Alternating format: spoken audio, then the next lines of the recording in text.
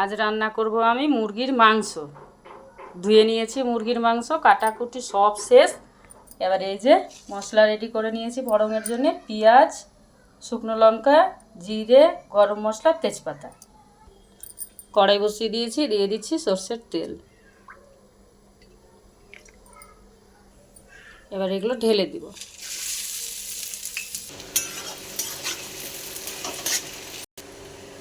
আদা রসুন বাটা দিয়ে দিলাম। এবার দিচ্ছি লবণ, হলুদ, লঙ্কার গুঁড়ো। এবার দিচ্ছি ফেটিয়ে রাখা টক দই। মশলা কষানো হয়ে গেছে, এবার আমি দিয়ে দেবো মাংসগুলো। এবার দিলাম দুটো গোটা রসুন।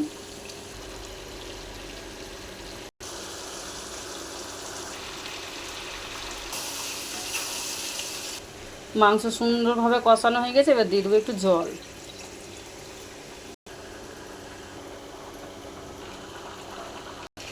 এবার দিব একটু গরম মশলার গুঁড়ো।